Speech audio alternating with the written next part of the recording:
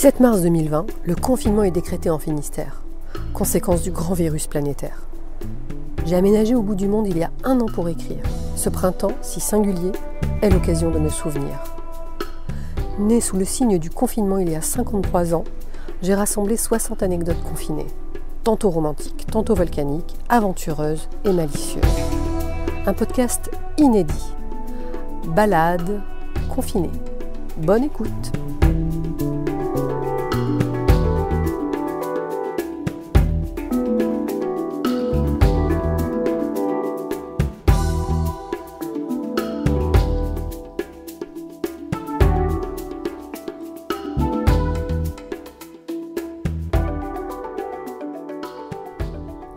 Épisode 14.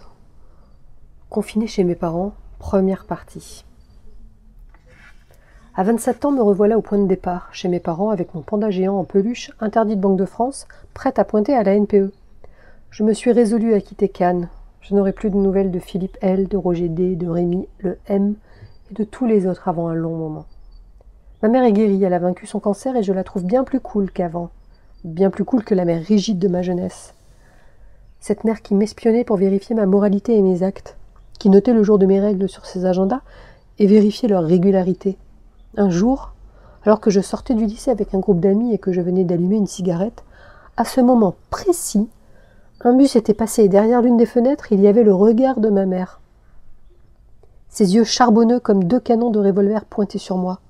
En rentrant, je l'avais imploré. « Tu le diras pas à papa, hein, s'il te plaît ?» Elle avait répondu impassible. Tu sais bien que je ne peux pas mentir à ton père. Je retrouve mes amis parisiens et même avec eux, je me montre apathique. Je me force à les voir, mais je patauge en plein naufrage intérieur. Je suis présente mais désincarnée, poupée mécanique. Isabelle P. me traîne au Pacha Club à Louveciennes. C'est éprouvant. Isabelle, je l'ai rencontrée au Trécy un été des années 80. Déjà, je scrutais et j'écoutais les gens parce que tous racontent des bouts d'histoire romanesque sans le savoir. Je notais les dialogues des uns et les considérations des autres, des postures, des attitudes, des silences. Je remplissais des carnets de ces détails qui, mis bout à bout, constituaient des trames comme un puzzle vivant, à taille humaine et sociétale. Isabelle, je l'avais repérée avec sa sœur, de grandes blondes, les cheveux raides et longs, d'un blond enfantin très pur et doux, comme 2 héroïnes d'une publicité pour un shampoing à la camomille. J'avais repéré qu'Isabelle, un matin, n'était plus seule. Elle s'affichait main dans la main avec François S., un type à l'allure romantico-poétique. Fragile et fin comme un séraphin, les yeux translucides, les cheveux blonds décolorés hirsutes, la peau diaphane, doux et calme, le pas indolent, de longs manteaux noirs ornés de pins et d'épingles à nourrice, de lourds godillots.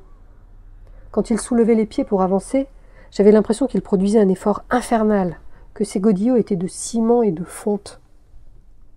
Une silhouette new wave, qui ne passait pas inaperçue. Un soir, Isabelle était passée devant la barrière de notre maison, pas très loin de la plage, où j'étais fourrée. Derrière la haie côté rue, j'écoutais les allées et venues, les commentaires, la vie, les préoccupations des passants. Je me demandais si j'étais en phase avec ce que j'entendais. Souvent, cela me paraissait abscon. Isabelle rentrait seule au camping Saint-Yves où elle passait ses vacances avec sa sœur chaque été. Je m'étais précipitée à la barrière tel un chiot avide de caresses. Elle m'avait saluée. Je lui avais répondu, l'air faussement dédaigneux et désintéressé. Elle s'était arrêtée. « Salut ?»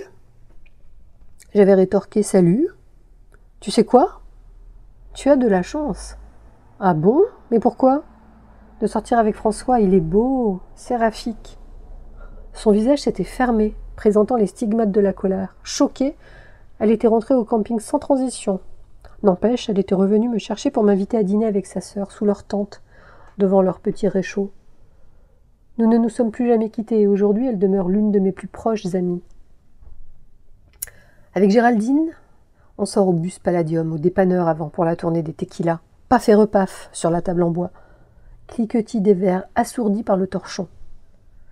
Géraldine D, je l'ai rencontrée par le biais de l'une de mes amies de lycée, Stéphanie L, avec qui je me retrouvais en cours de latin à tenter de comprendre ce que nous faisions là, à part réciter Rosa, Rosae, Rosam, Rosarum, Rosis.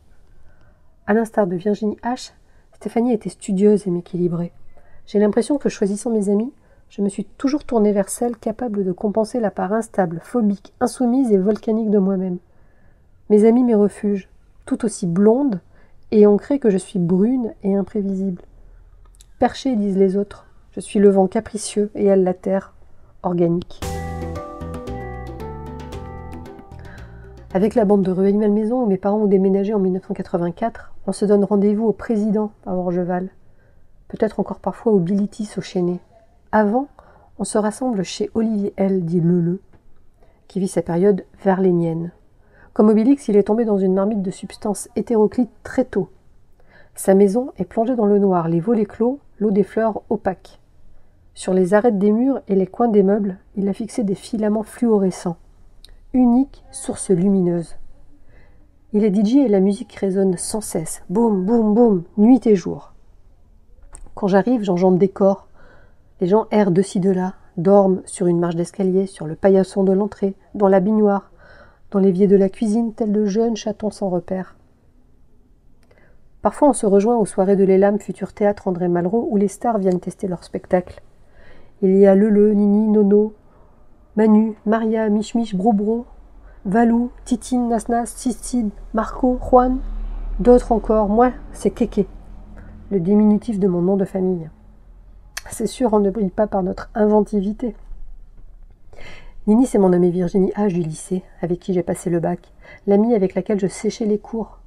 On ne faisait rien de spécial, on s'attablait devant des litres de café au Montebello, le point de ralliement des élèves. Virginie aimait la lecture, elle lisait tout ce qu'elle trouvait moi. J'observais les gens, j'écoutais les conversations, j'annotais.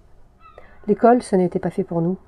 Quand on honorait les profs et les élèves de notre présence en cours, on se montrait insolente, irritante, on se moquait les uns des autres, on trichait.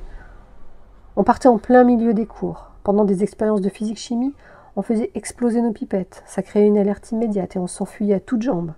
On refusait de disséquer les têtes de ci et les crânes de ça, parce que c'était des animaux. On arrivait avec des anneaux d'oreilles fixés au nez imitant les bœufs et leurs mouchettes. Insupportables et indomptables. Nos actes étaient militants sans le savoir, dénonçant l'asservissement animal, allégorie d'un autre asservissement scolaire et d'un ennui incommensurable. Mais je m'égare. Redevenue francilienne et bientôt chômeuse, je passe mon temps en discothèque la nuit et dans mon lit le jour. Quand je me réveille vers 17h, maman accepte à contre-cœur de jouer au Scrabble en attendant le retour de papa. Des parties interminables et lassantes pendant lesquelles je mange des tablettes de chocolat. Je déteste pourtant le chocolat, rien que l'odeur m'écœure. Pourtant, plus le chocolat me dégoûte et plus j'en croque. Le corollaire évident, c'est que je grossis. Même si ce n'est pas ma nature, comme tout le monde a mangé du chocolat en jouant au Scrabble, en état de torpeur, ce qui pend au nez, ce sont les kilos superflus. Ça ne fait que rajouter du mal-être à mon malaise et de la colère à mon état d'esprit enténébré. Une nuit en boîte, quoique grosse et mal dans ma peau, en colère et mal gracieuse, un ami d'amis me propose de prendre rendez-vous avec un tel de sa part qui vient d'ouvrir un magasin de vêtements sur les Champs-Élysées. Je m'y rends sans grande conviction. Un tel, le dirigeant en question, me propose de devenir la gérante sur les conseils de son ami d'amis du magasin de vêtements qu'il ouvre sur les Champs. Mais pourquoi pas ? On parle salaire et sa proposition me convient sans discuter. Je lui explique que je ne prends pas les transports en commun et que ce n'est pas négociable. Comment faire pour se garer autour des Champs ? Il répond qu'il me louera une place de parking derrière la galerie. Je vais diriger une équipe de filles, m'occuper des réassorts, des prix, de la caisse, de l'entretien, des vitrines, des décorations, des collections, des mises en rayon, de l'étiquetage, de la compta. Il m'attend à son bureau pour signer le contrat rue du Sentier. Comme dans La Vérité si je mens. Cela suffit pour que je retrouve ma ligne et mon entrain. D'ailleurs, forte d'un nouvel enthousiasme et avant de commencer, je m'octroie une semaine au Club Med avec Géraldine à Corfou.